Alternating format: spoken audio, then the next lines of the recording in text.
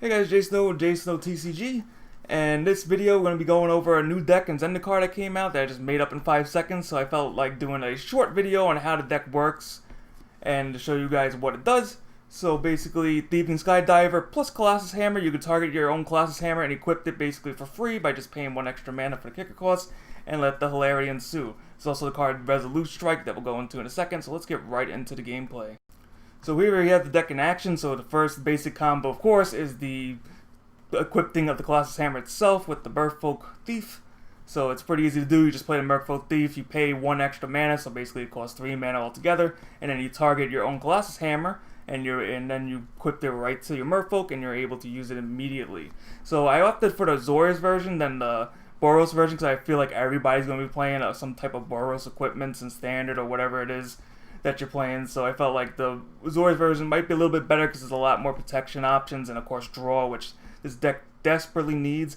I don't know if best of 1 is the issue, but I keep losing. Most of my losses are due to the fact that I just don't draw any of the cards I need. So I have a feeling it might be the best of 1 shuffler because I don't really run into that problem in best of 3. But of course I can't really prove that, but it does get really annoying really fast. So as you can see right here, you can smack people for a good of 12 damage, etc. And then you have the next card called Resolute Strike.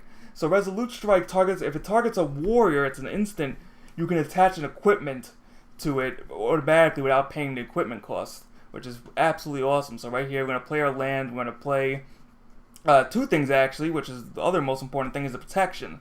So there's a brand new card from the set that costs 2 mana and is also a land that gives protection to creatures you control. So not only is it a free land, does it help your land fixing, it also protects you from any color you need. So as you can see right here, the guy pretty much rage quit as soon as he knew he was screwed, even with his Simic Flash nonsense.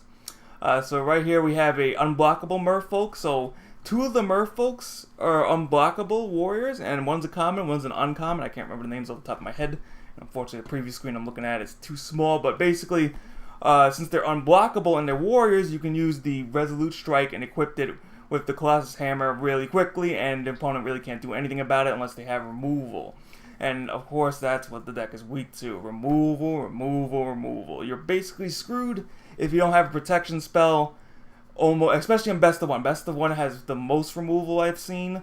And Best of 3, I haven't, usually Game 2 maybe has a lot of removal, but Best of 1 is like removal everywhere. So I use cards like Lazotep Plating, and other different things that give protection to creatures. Lazotep Plating is probably my favorite one because not only does it give you hexproof to everything, it also creates a 1/1 which you can use to block for later, which is definitely crucial because sometimes your opponent might rage quit just like that, which is pretty funny. So the Azorius version I think is the more fun version. We'll have to see as the time goes on. Here's another great example of a guy playing a sack deck. I actually still lost to this somehow, but he sacrificed all his creatures trying to blow up my entire field, and of course Lazotep Plating once again saves the day. So he just sacrifices 2 creatures and does absolutely nothing. So let's go into the deck list. Alright, so I'm just going to quickly go over the deck list. So this is more of like a template or suggestion on what to use. There's some cards you obviously have to use, but you can just basically build this how you want. But the cards you have to use are, of course, Resolute Strike, so you get the instant equipped. Colossus Hammer, because otherwise the deck doesn't work. What do you call it? Sejiri Shelter, I would definitely recommend because not only is it a land, it's also a great protection spell. Same thing with Lazotep Plating. Then you also need River Sneak because it's a Merfolk warrior that can't be blocked. Same thing with Mist-Cloaked Herald.